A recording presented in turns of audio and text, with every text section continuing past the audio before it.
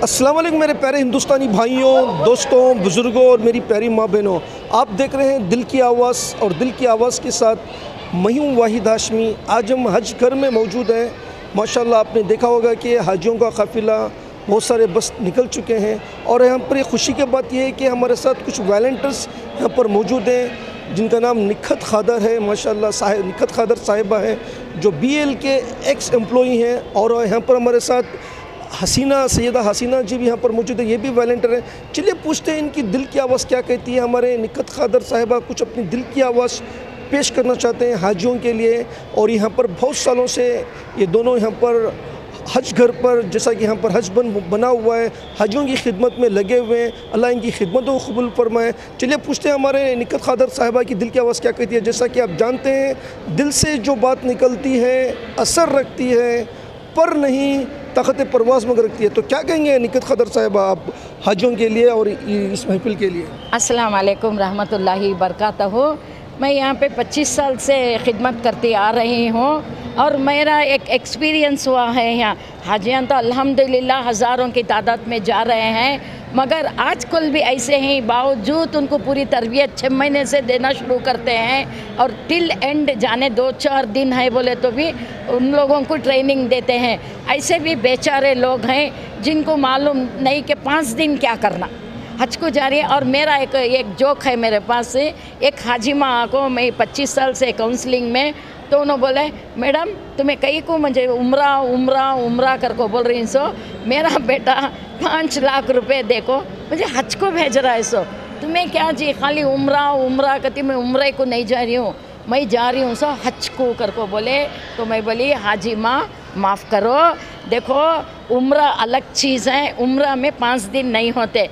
और इंडिया से पूरी दुनिया से जो भी हाजी एहराम बांध के जाता है तो वो पहला उम्रा कहलाता है। वो पहला उम्रा इंडिया से कहीं भी जाओ पूरी दुनिया से उसका नाम उम्रा है। और हालत एहराम में जो हाजी जाता है वो उम्रा कहलाता है। उसके बाद हाजी माँ 4 दिन के 8 दिन वो कैसा जाती मालूम नहीं। उसके बाद फिर 8 ज़िलहज्जा, 9 ज़िलहज्जा, 10 ज़िलहज्जा, 11, 12 ज़िलहज्जा। ओहो वैसा क्या, मुझे कौन भी बोले नहीं देखो जी कहें। तो मैं हाजियों को एक पैगाम देना चाहती हूँ, चलो आप लोग जा रहे हैं कहाँ से भी जाओ, जो उम्रा अभी तो आप माशाल्लाह कर्नाटक से लो, बेंगलुरु से लो, तो पहले आप लोग मदीने मुनव्वरा जा रहे हैं।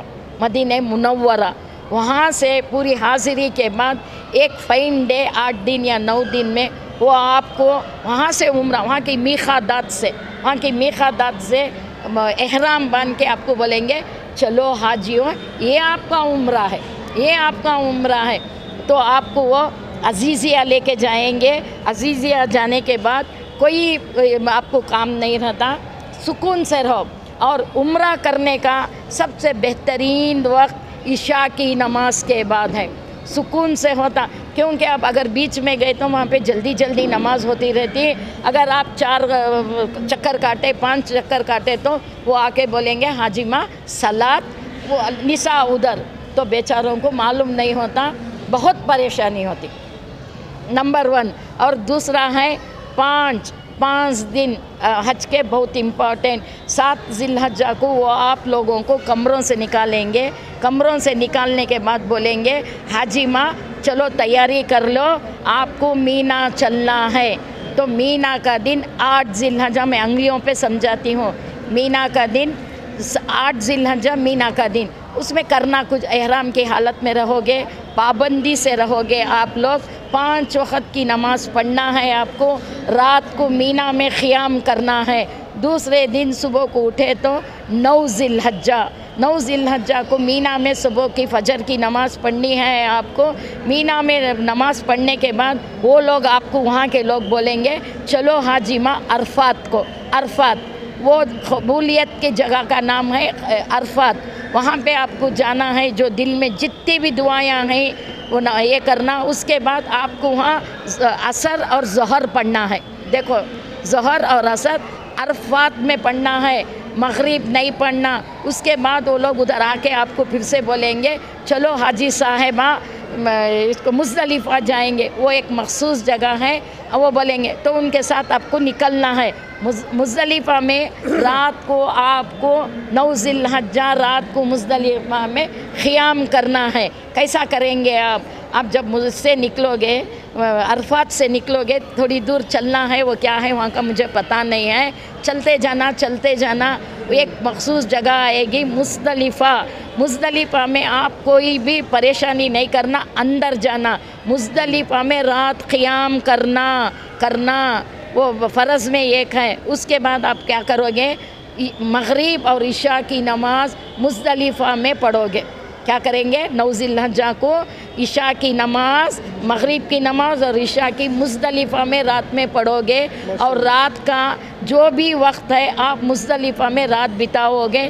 वहाँ पे आपको करना कुछ भी नहीं है, कंकरियाँ चुनना है, कंकरियाँ, क्योंकि वो 9 ज़िलहज्जा तो रात को क़ियाम तो आपको अल्हम्दुलिल्लाह रात का क़ियाम मुज़दलिफ़ा में 9 ज़िलहज्जा तो रात को वहाँ पे सो जाओ, सुबह में उठे तो 10 ज़िलहज्जा फजर की नमाज मुज़दलिफ़ा में पढ़ लोगे आप, तो अब निकलोगे मीना टेंट के लिए। मीना 10 ज़िलहज्जा, याद रखो हाजियों, 10 ज़िलहज्जा को करना क्या है, जब आप मुज़दलिफ़ा से निकलोगे तो बड़े शैतान की रमी करना है, बड़े शैतान की। सिर्फ 10 ज़िलहज्जा वो आपके ईद का दिन भी है, 10 ज़िलहज्जा को ऑन दी वे है, वो एक बड़े शैतान की रमी करोगे। रमी करने के बाद फिर से 10 ज़िलहज्जा को आपको मीना में क़ियाम करना है, याद रख लो। उसमें आपको आपके कौन है पता नहीं, वो आके बोलेंगे हाजी साहिबा आपकी क़ुरबानी हो गई, कानों से सुनना है। 10 ज़िलहज्जा को पहले सुबह में बड़े शैतान की रमी हो गई, 10 ज़िलहज्जा को आपको कानों से सुनना है कि आपकी क़ुरबानी हो गई, अल्हम्दुलिल्लाह। ये सुनोगे तो जाके सर मुंडालो, औरतें बाल काटेंगी। उसके बाद एहराम से पाबंदी 10 ज़िलहज्जा।